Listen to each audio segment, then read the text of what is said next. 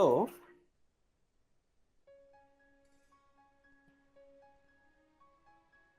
United Nations. First of all,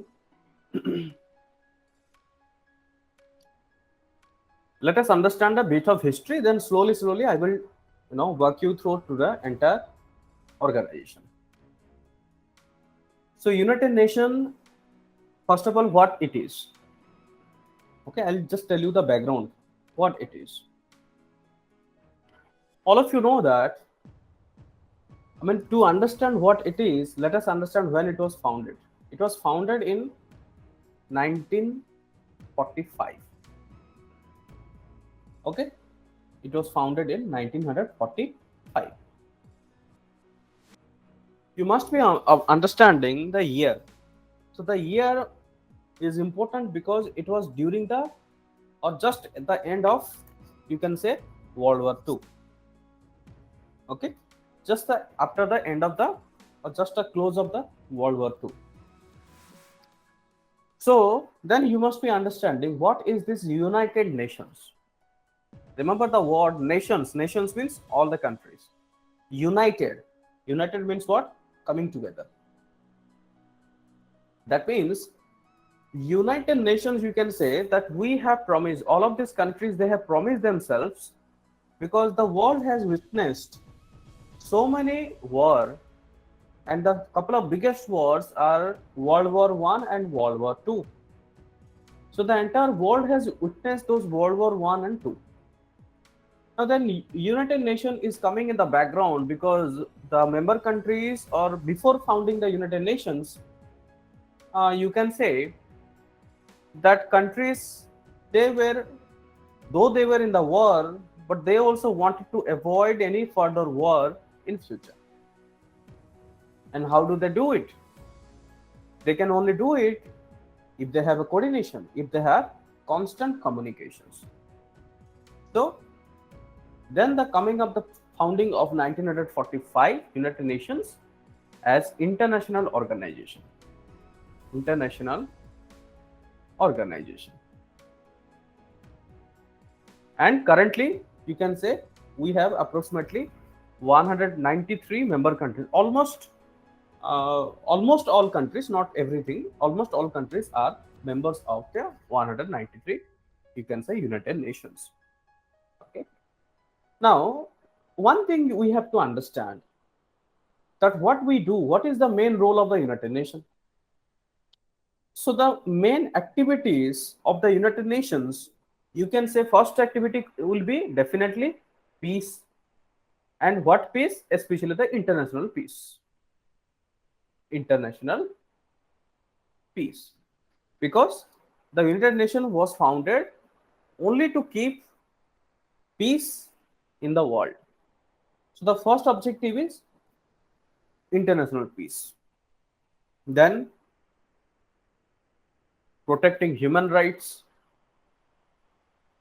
Protecting human rights. Then you have, you might have observed that humanitarian aids, maybe it is devastating flood or cyclone or maybe any kind of volcano. Okay, aids, securities, like we have United Nations peacekeeping forces, where India is the largest contributor. Like in our country we have police, so for similarly United Nations, they have their own police system, but it is not called as a police, it is called as peacekeeping force.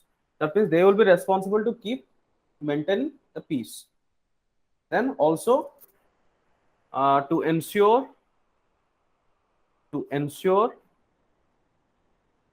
enforcement of international laws, international law. Okay, and finally we have the sustainable development.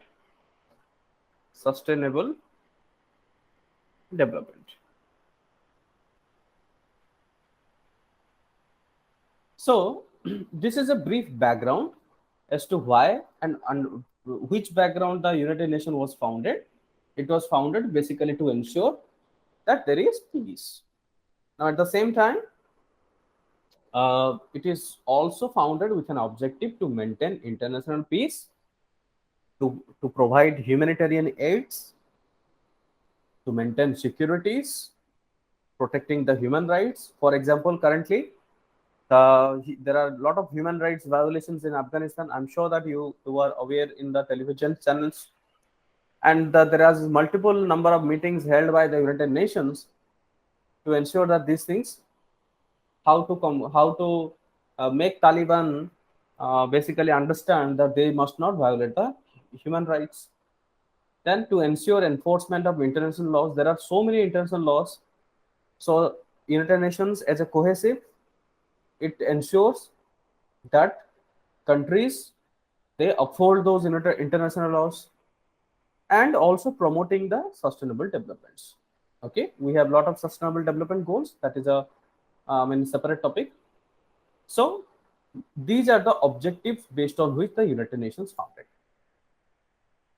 Now, one question you may ask me, that sir, whatever decision happens by the United Nations, is it binding on any country? What is your answer? Any decision by UN, is it binding on any country? No, sir. No, it is not binding. Then what if the member country does not uh, obey it? Then if a member country does not obey any of the, you can say, let's say for example, order or maybe kind of a guidelines. Basically, United Nations provides guidelines. Look at this coronavirus. When coronavirus happened, WHO never told that countries are bound to follow. They have told that this is the guidelines. WHO has provided the guidelines and it is a best practice to follow. What does it mean by?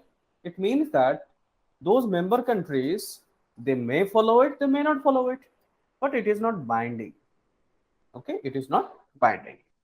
So sometimes this is also criticisms to the United Nations. Getting my point? Sometimes this is also criticism to the United Nations. There are many of the political scientists, at least the international relations scientists, they exhibit the United Nations does not have teeth. What do you mean by they do not have teeth? Means that they cannot enforce it. They cannot make it binding. It's like this. In our constitution, we have fundamental duties. So fundamental duties are not binding. So people may do it, people may not do it. So similarly, the decisions by the United Nations are also not binding.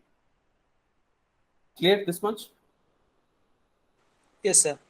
Yes, sir. Okay. So this is the brief introduction which I have told you.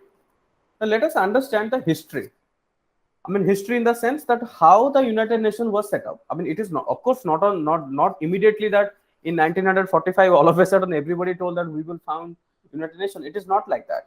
So you can say the process of founding the United Nations started before 50 years. Before 50 years. That means you can say there is a long debate and discussions happening continuously 50 years. Then finally in 1945, it was founded as a legally. But as I told it, the process started 50 years before. So approximately in the year of 1899, approximately in the year of 1899, 50 years before approximately, so there was a international peace conference. Remember these things, international peace conference.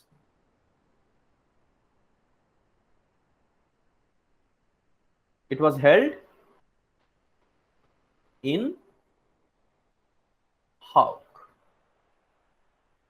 Can you tell me where Hague is? Hague, Netherlands, sir.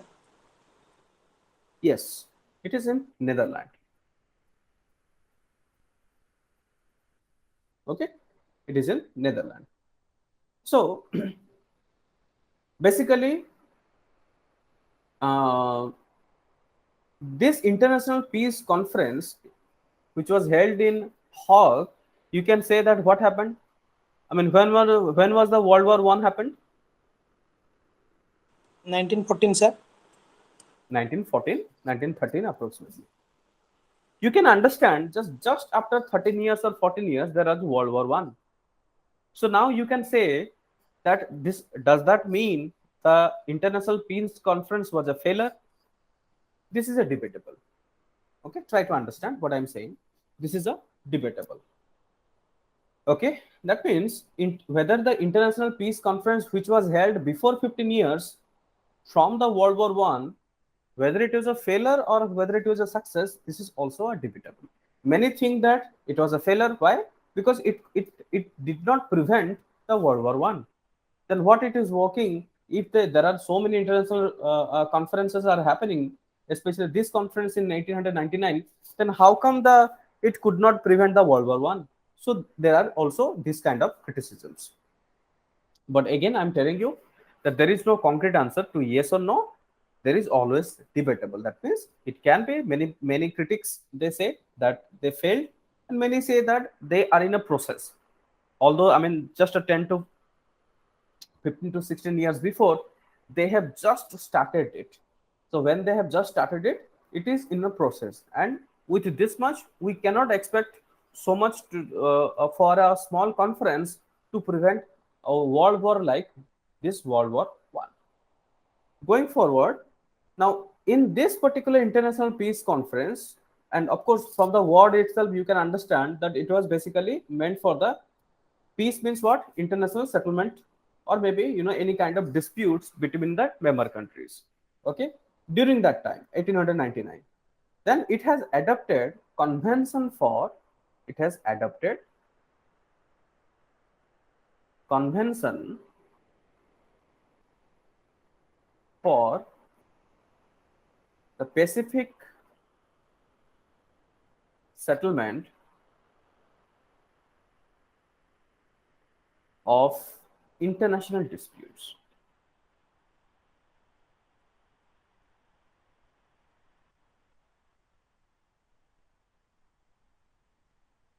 Okay, international disputes. And what is this convention for the Pacific settlement of international dispute? I mean, for that, I think I'll have to show you something. Let me just show you. Okay, all right. Now, if you try to see where is this Pacific, this is Atlantic, this is the Pacific Ocean.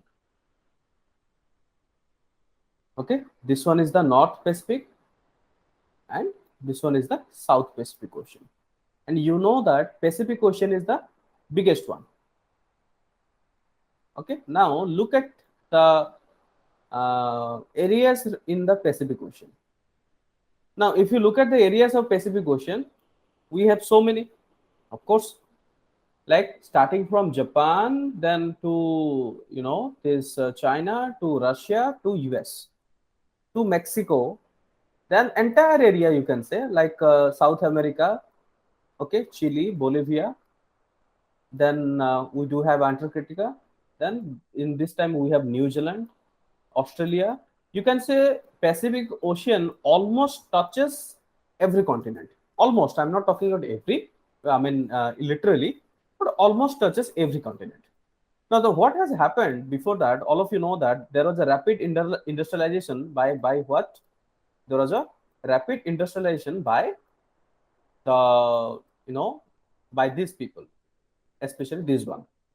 United UK, then you have France, you have Germany, you have Spain, but most important countries which were responsible for the expansion of colonization, you can say it is France and Italy, Portuguese, and Spain, and UK. Okay, so these are the most important countries which were responsible for the colonization. Then what happened when they started expanding? Then slowly, I mean, there are so many like islands are also available in Pacific Ocean, which may not be like UK. They are in Northern Hemisphere, but they might have like Hawaii. You can say it belongs to America. Okay, so there are many countries. There are many like these are small countries. Somehow one country belongs to another. So like this, what has happened? Another like for example, there is another country called British Virginia that belongs to the UK, but that is in the south. Anyways, I mean, we no need to go into the map currently. So far, what I'm trying to make you understand that there is a huge crisis because of this multiple colonization. There was already a crisis happening, especially you know throughout the countries which were adjacent to the Pacific Ocean. That is the reason why the name itself is Pacific. And another reason for the Pacific settlement is that during that time, the Asian countries they were not developed. Because why? Because they were the one who were colonized by the Pacific people. Okay, you can say in that way. That means the countries belong to the Western countries. We were colonized by them. So that is the reason. Another reason why Asian countries were not given much of emphasis. Then interestingly, what has happened? So the like in order to solve the dispute, there has to be a court. Okay, there has to be a court. So in 1902, the permanent court of arbitration.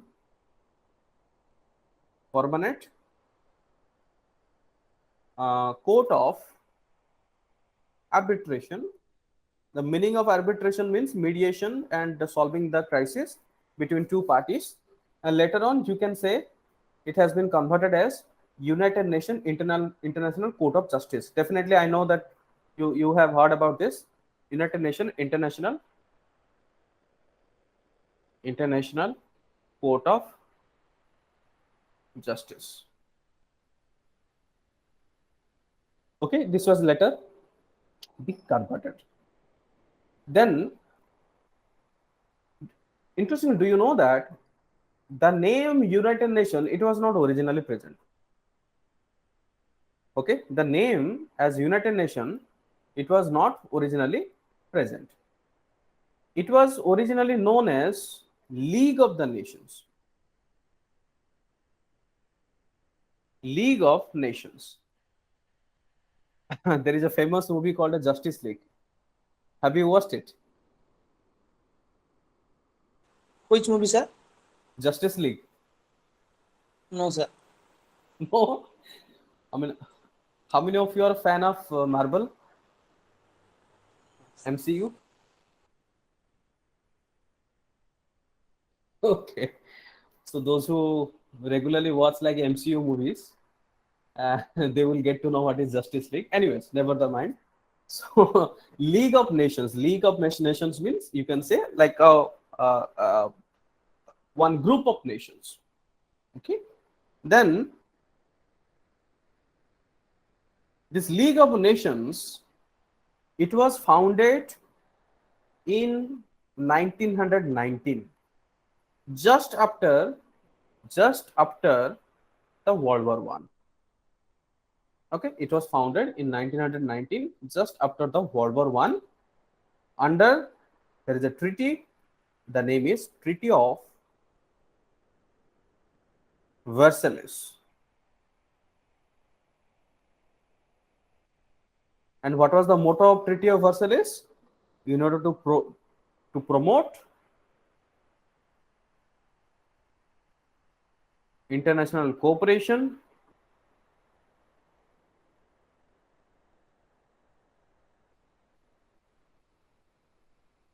peace, and security. Getting my point? So just after World War One in 1919, what happened? Under this Treaty of Versailles, the League of Nations was founded or established, you can say, and is to promote the cooperation between each countries and peace and security. Then later on, what has happened? Under this Treaty of Versailles, there is also another, the International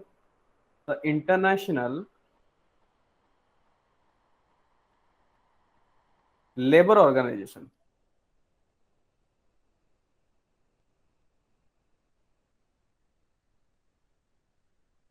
Labor Organization, which is in shortcut known as ILO. This is also popular. The International Labor Organization, it was also founded in 1919. Same, under the Treaty of Versailles. So you can say the Treaty of Versailles is an important if in examinations you get some questions, maybe in prelims exam it might be important, that under the Treaty of Versailles there is a League of Nations in 1919, and the International Labour Organizations ILO same 1919. So as I told you, the League of Nations was the original name. It was not United Nations. And interestingly, the United Nations, uh, the name itself, the United Nations, the name, this name was given by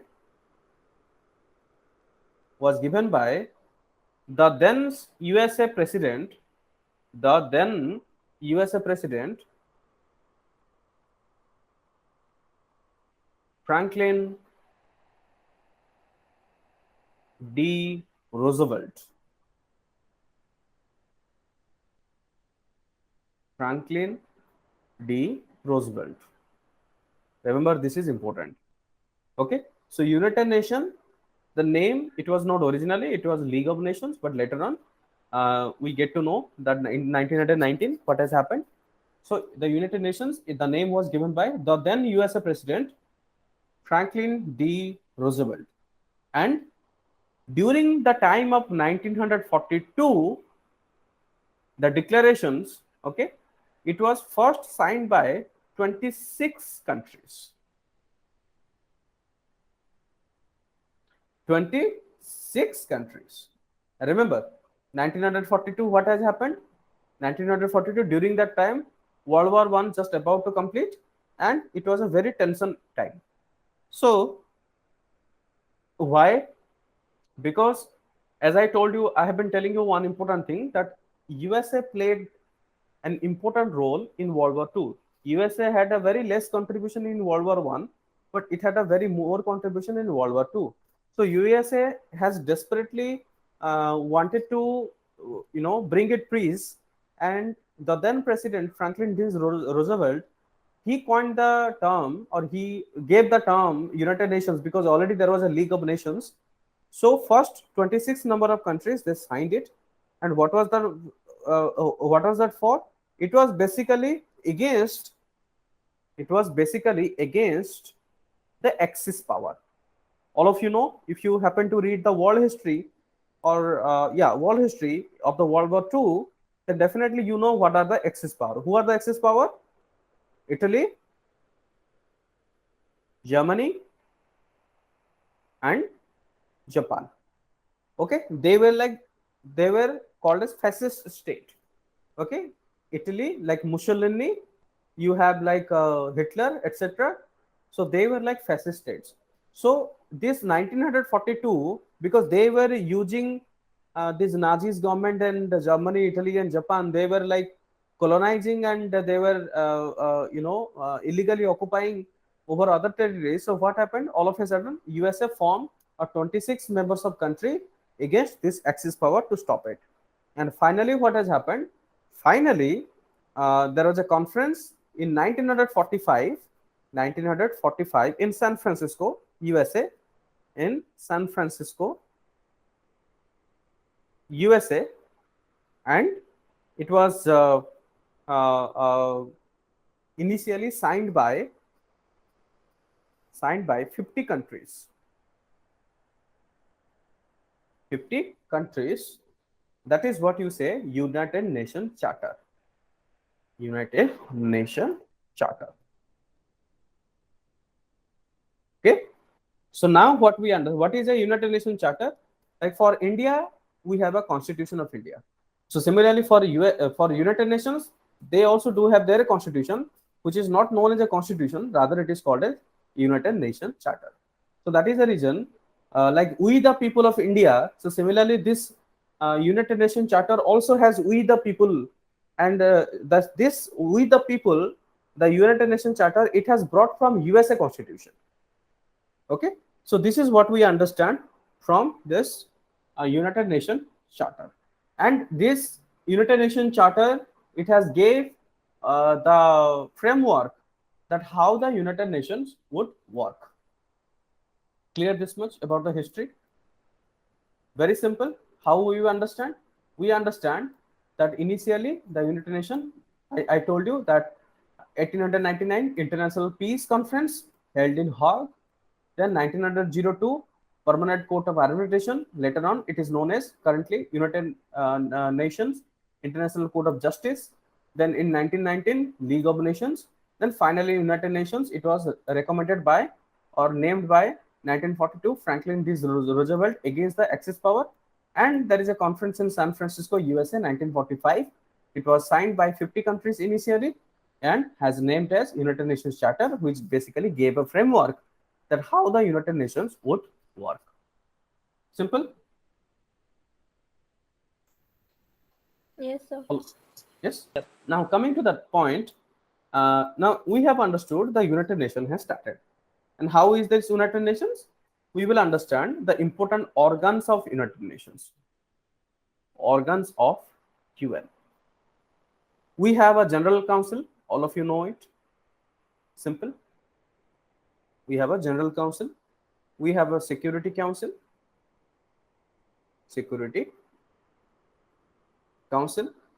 We have Economic, okay, Economic and Social Council. Social Council. Then we have ICJ. Already I told you, International Court of Justice. International Court of Justice. Then we have the Trustship Council. Trustship Council. Then finally the United Nations Secretariat.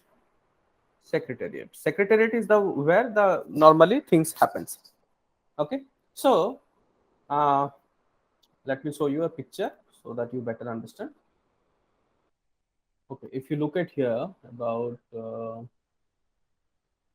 this is the official website of United Nations. If you want to see, I'll just show you something like history. So like in 1941, the United Nations General Assembly building was like this.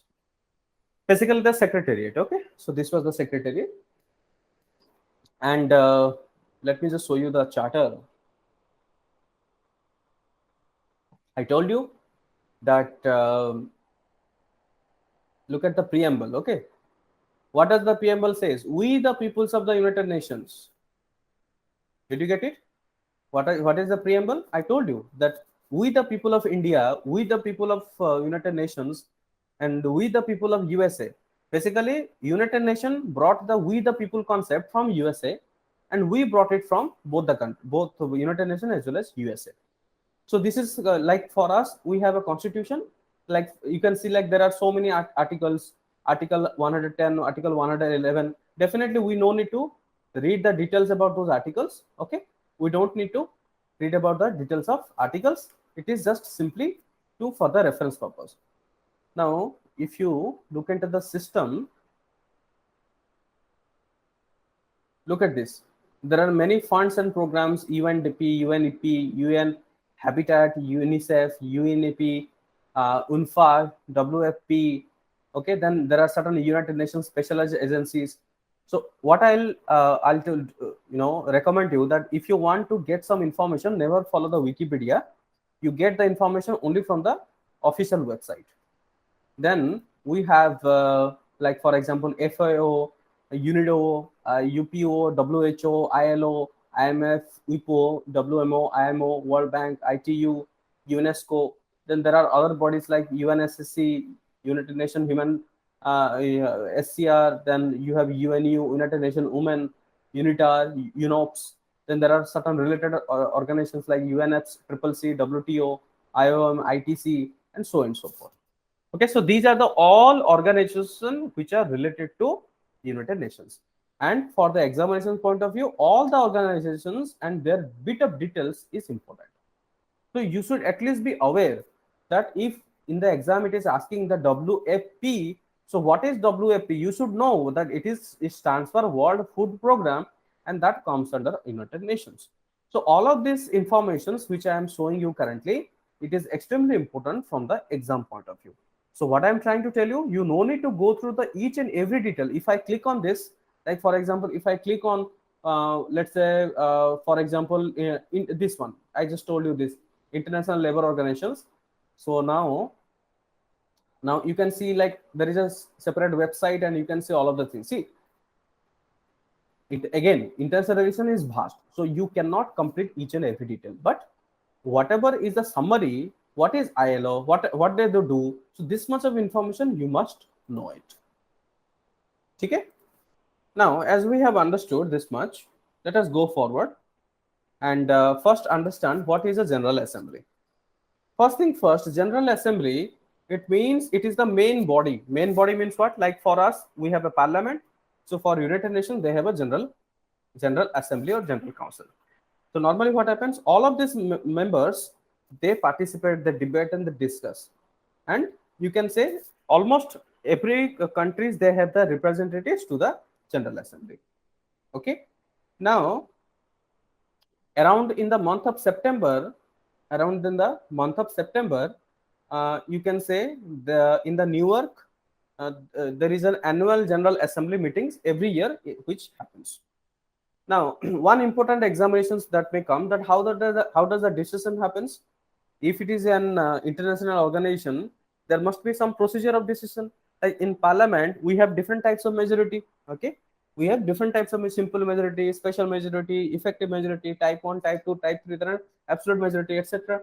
So similarly, in the United Nations, first of all, the decisions happens minimum two-third two-third majority. Okay, and especially on what matters, not in every matter, on what matters in peace, security. Remember this thing, this is important. This is important. Two-third majority is required if the discussion is about peace, security, admitting new member. Okay, and budget means finance. So for this 1, 2, 3, and 4, for this 4 purpose, two-third majority is required, or else simple majority would be sufficient. Okay, what did I say? For this special 4 cases, two-third majority required, or else simple majority. Simple majority means what? 50% plus 1. This is a, I mean, if it is 192 members or 93 members, you can count like what is the 50% plus 1. So that is a minimum required, or it will be present and voting only. Okay. So then there is also, you can say there is a president to the United Nations General Assembly. Okay. Now, there are different types of committees we have. There are different types of committees. I will tell you this. This sometimes comes in exam. There are 6 committees, 6 types of committee. Like for example, in our parliament, we have different types of parliamentary committees. Okay, parliamentary committees on political affairs, parliamentary committees on securities. So you can also correlate. If you cannot remember, you cannot understand, you can also correlate. Like in parliament, what happens? Similarly, in United Nations, we also have 6 types of committees. Number 1, disarmament.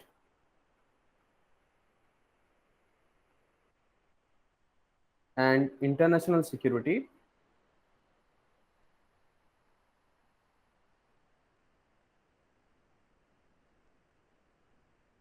Number 2, economic and financial.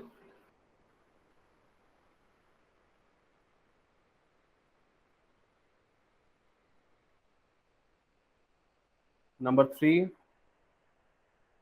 social, humanitarian,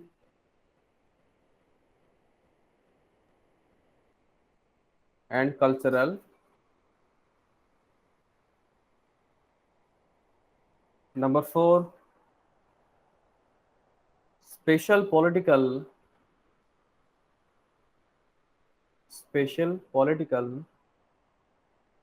and decolonization, colonization.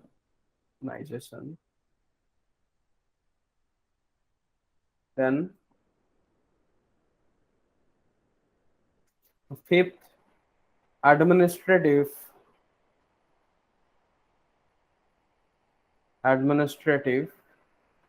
and budgetary.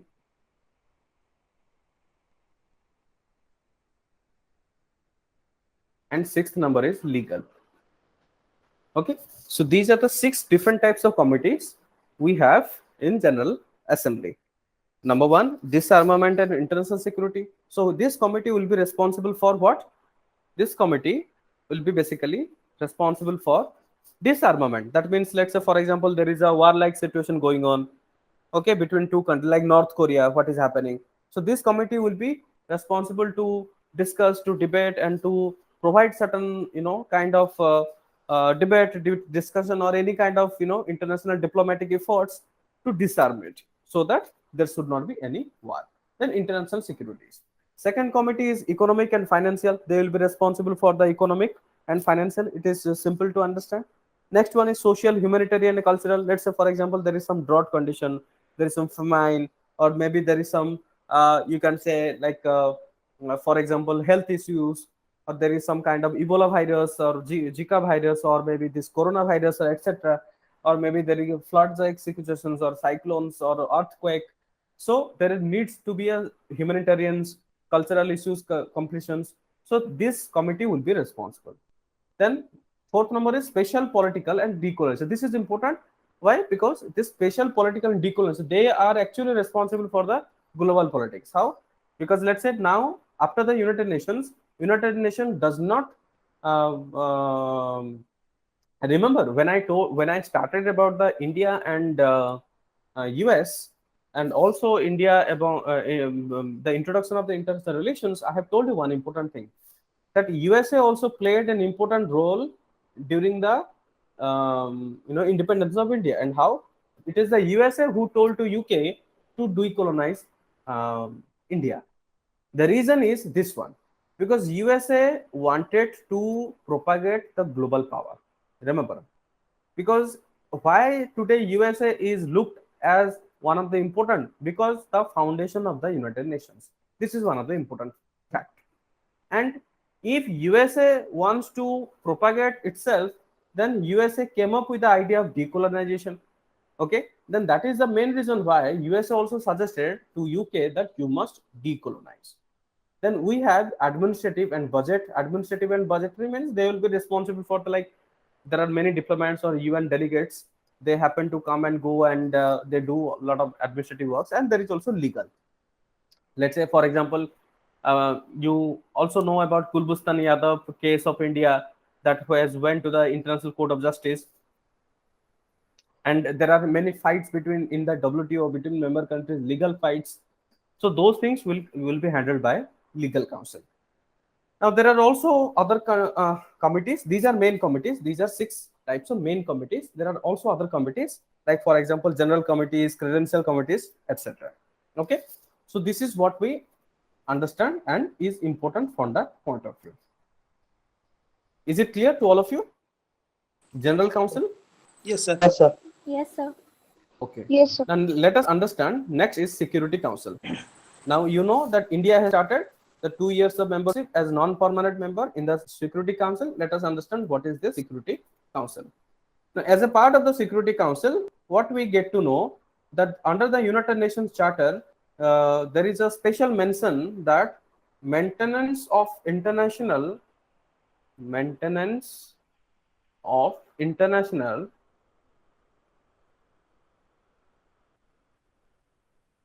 peace and security. Okay, so the Security Council is responsible to maintain the peace and security. Now, Security Council, normally it is also known as UNSC, popularly known as UNSC, United Nations Security Council. Can you tell me who are the members? China, France, Permanent Russia, member, sir. Yes, China, France, USA, Russia, UK, France, China, United France, Kingdom, Russia. United States. Then you have US, UK. Okay, so these are like full-time permanent members. China, France, Russia, US, and UK. Then there are also other members which are also non-permanent members, like India is also another non-permanent member, and they are basically, what happens, they get 2-year term. So currently, who is the who got the 2-year term? It is India. You getting my point? So they are full time. You can say UNSC, full time members. So they are like full time permanent. Their membership cannot be withdrawn unless and until the country wants. Okay. Now, what is important in UNSC is the veto power. What is the veto power? Veto power, let's say, for example, there is a discussion on Afghanistan.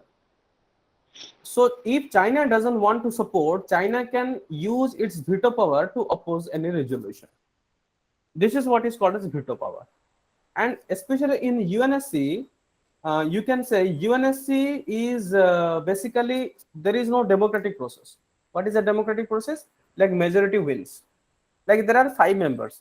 If a resolution is being passed, if a resolution is being presented, then it is not possible that if only 3 member countries they say that yes we agree, that doesn't mean that resolution will be passed.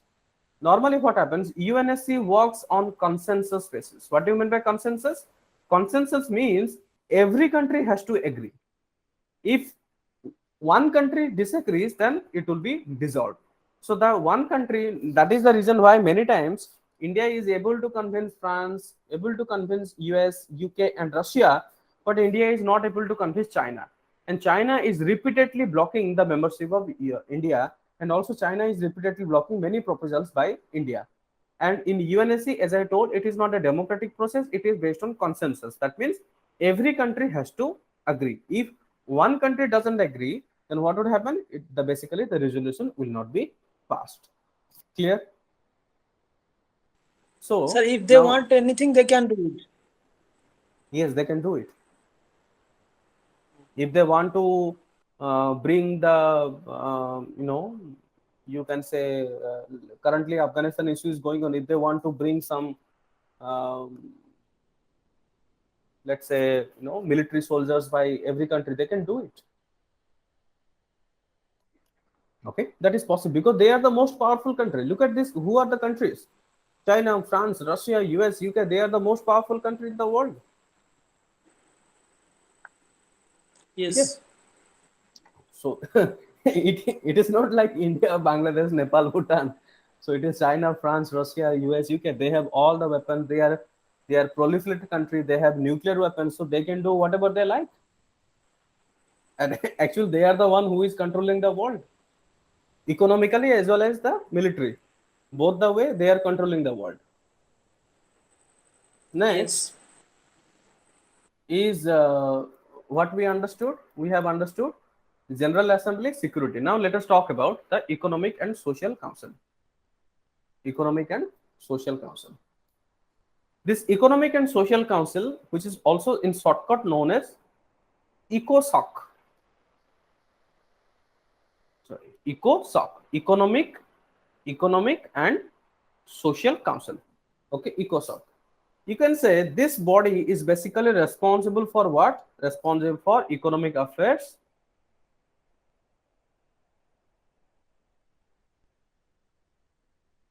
also for social and environmental issues.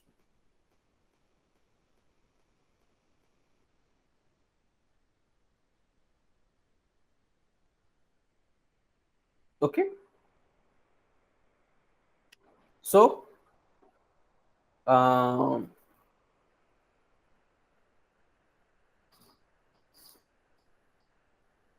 so basically you can say ECOSOC is an umbrella term. ECOSOC is an umbrella term. Why? Because it includes economic affairs. So that means all of these international organizations like IMF, World Bank, they will come under this economic affairs. All of these social and environmental like sustainable development goals, social means like UNESCO, etc. They will also come under this. So you can say ECOSOC, sorry, ECOSOC is basically an umbrella term. So majority of organizations, I'll just tell you, there are certain, like for example, ILO, okay, International Labor Organizations. Then there is FAO, Okay, Food and Agriculture Organizations of United Nations. Let me just show you that. I think that's better. Okay, so this one. These are the United Nations special agencies. Special agencies means what?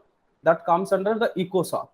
Okay, ECOSOC in the sense the and overall United Nations body. They are special agency and they are directly responsible for the any emergency or any kind of day-to-day thing. So FAO, where is the headquarter? Rome, Italy. The Food and Agriculture Organizations, what is responsible? They are basically responsible to effort to fight hunger. This is important. Okay, so normally people might be confused that Food and Agriculture Organization, they will look after the food and agriculture. No, what is the main objective? Why they are looking for the food and agriculture? Because they have an objective to end the hunger. Then you have United Nations Industrial Development Organization. So they will be responsible for the industrial organizations and its development. Okay. Then you have ICAO. ICAO means International Civil Aviation Organization. That means they will look after the domestic international flights. Sorry, not the domestic, international commercial flights, passenger flights. Okay.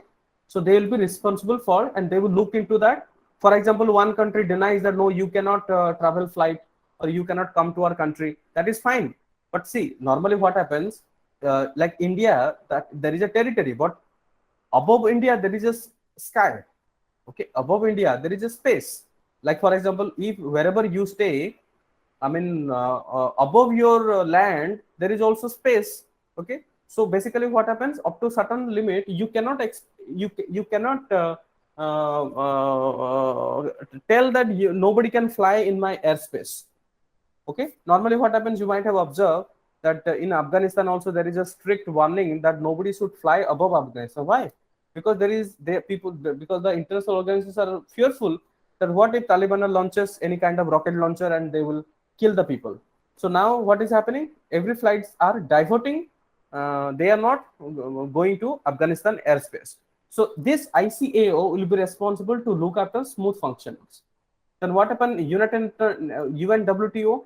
WTO stands for here. UNWTO means World Tourism Organizations. Remember, not the World Trade Organization. It is World Tourism Organization. It is in Spain, Madrid. Then we have IFAD. IFAD stands for the International Fund for Agricultural Development. So they will be providing agricultural development fund for the member countries.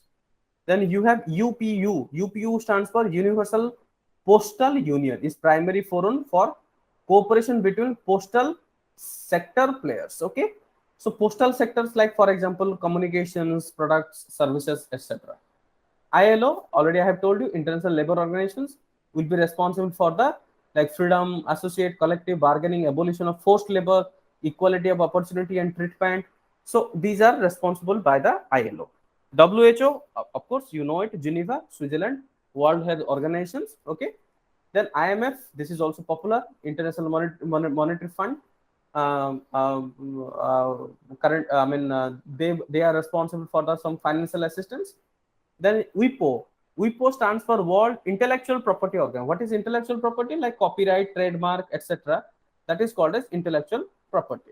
Then we have like IMO. IMO stands for International Maritime Organ. Maritime means they will look after the sea and ocean and their legal matters. Okay, so like you know that land is captured by all the people, all the countries, they have their separate boundaries, but for international oceans the space, these are the two things which are not controlled by any countries. And to make sure that it is not controlled by any countries, who is responsible? It is responsible by the IMO. Then we have WMO. WMO is basically World Meteorological Organization. All of you know meteorological stands for the climate and etc. And they need to ensure that the aviation industry, shipping industries should be smooth. Then we have ITU. ITU stands for International Telecommunications, and you know what it stands for. Basically, the world's people and connecting to the people. So, World International Telecommunications Union. Then we have a World Bank. This is a famous one, but this is important. Please remember, under the World Bank, this is important. So, in economics also, when I'll teach you separately, basically there might be a question. World Bank consists of which are the banks? So this is already asked in the UPSC exam, and it can be asked in your prelims exam. And this is a repeated questions. Remember, World Bank consists of International Bank for Reconstruction and Development (IBRD), International Center for Settlement of Investment Dispute (ICSID). I understand names are a bit of long, but try to just have a sense of it. International Development Association (IDA), International Finance Corporations, Corporations (IFC), Multilateral Investment Guarantee Agency (MIGA). 1, 2, 3, 4, and 5. These 5 are important. I told you that it is already asked in the UPSC and is potential from the exam point of view. Now, there are also other bodies. We have UNAIDS, United Nations AIDS. AIDS stands for the HIV, okay, human immuno. What is the full form of HIV? Human immunodeficiency syndrome. Human immunodeficiency syndrome. Okay. Then, yeah, I mean, they are basically responsible for this. Then UNRWA, United Nations Relief Work Agency for Palestinian refugees. Okay, in the Near East. I mean, basically the Palestinian refugees, and all of you know, like Israel and Palestinian conflict. UNHRSCR, United Nations High Commission for Refugees. Okay, United Nations High Commission for Refugees. So basically, like for currently Afghanistan, there are so many refugees going to other countries, so they will look after in the coordination. Then UNSSC, United Nations System Staff College, is learning organization. So they are basically into like learning programs for the staff. It's not a college, it is only for the staff. Like, do you know that do you know how can somebody get into the United Nations? Any idea? Do you know it? No, sir. See, No, sir. if somebody is interested, I mean, those who work in United Nations, they are also diplomat. I mean, they have a lot of power. And I mean, you can say like those who give UPSC exam, there is IFS, Indian Foreign Service, but above Foreign Service, you know, you happen to go to the UN also. So there are two ways to go to UN. Either you clear UPSC, you become IAS officer or IFS officer, you work for let's say 10 years or 15 years, apply directly to United Nations, you will get it. I mean, most possibilities you will get it because already you have background that you were in, and many IAS officers, many Indian Foreign Service officers, they are in United Nations, and they basically serve as an IAS for 5 years or 10 years. Then they apply for UN and they get the recognition. So once you got the recognitions of United Nations, you get a lot of immunity. So it is not like you are an Indian citizen, you'll be a like global citizen. You can travel to any country, you can discuss, like, I mean, that is a whole different level. If you do not want to go to the UPSC, then there is a examinations. First you have to clear the examinations. Okay, like UPSC, you have an exam. For United Nations also there is an exam, and there are levels of examinations. Like, it depends. And if somebody wants to go to some higher post, it is mandatory to have certain master degrees. And master degrees, especially not in the history geography, master degrees in, let's say for example, international relations, or master degrees in peace and conflict. So those kind of subject, or master degree in rural development. So those kind of like unconventional subject, many of us, we have master degrees in like history, my MA in history, geography, political sciences. So they don't take those people.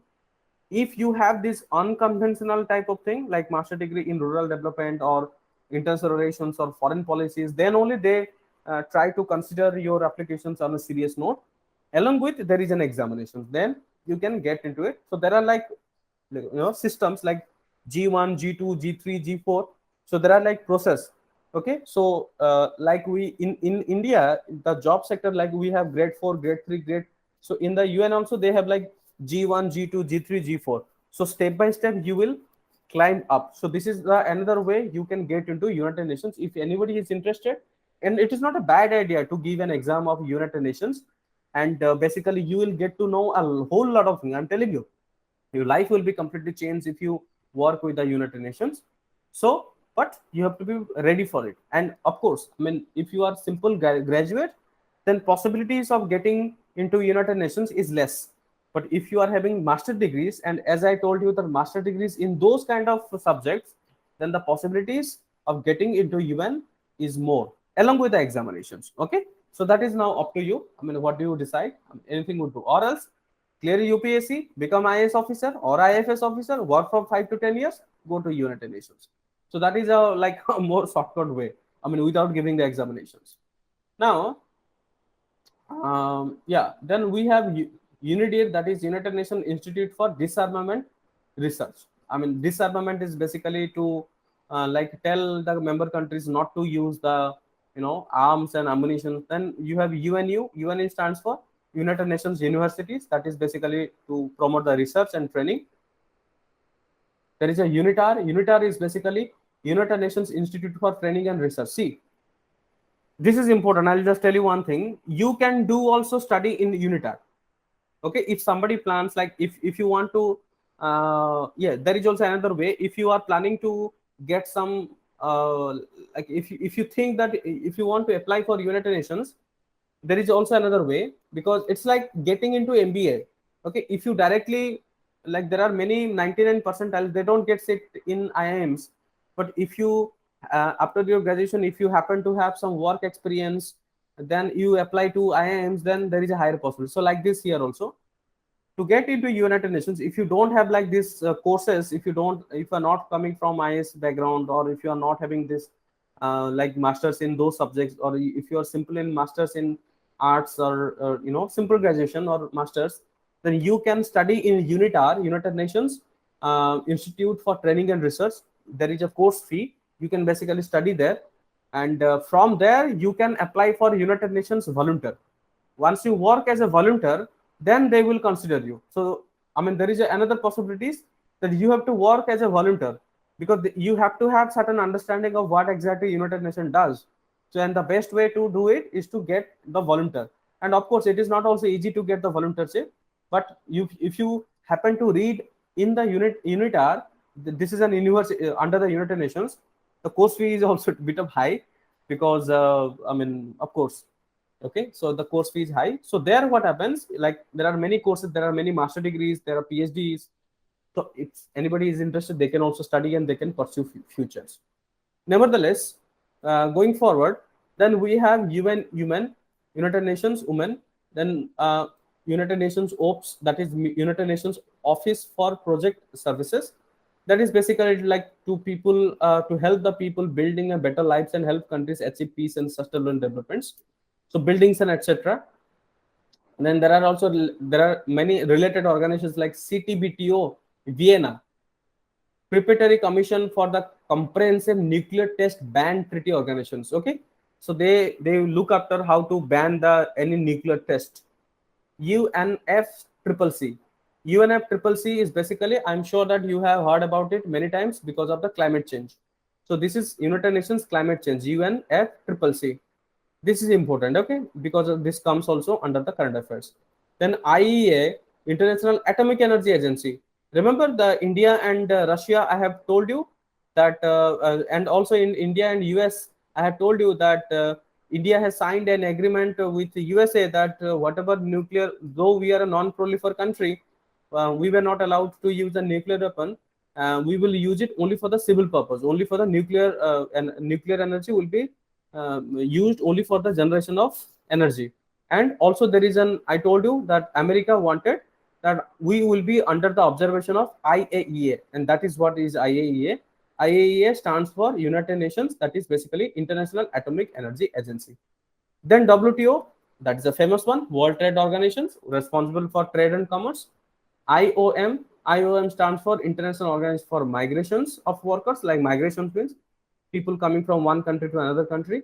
Then we have ITC, that stands for International Trade Center, is the only developmental agency that fully dedicated to supporting internationalization of small and medium-sized enterprises. Okay, so they are like, you can say like in India we have MSME, and for the entire international countries we have this ITC, International Trade Center. They are responsible to promote the small and medium industries. Then we have OPCW. OPCW, that stands for Organization for Prohibition of Chemical Weapons. I mean, during the time of World War II, it was accused that Germany is using the chemical weapons. So this is all about it. Chemical weapons, which entered into force in 1997. OPCW member states work together to achieve a world free of chemical weapons. Nowadays, also like the USA has also accused that Russia is using many chemical weapons. Okay, so that's it for the United Nations and the details which I have told you.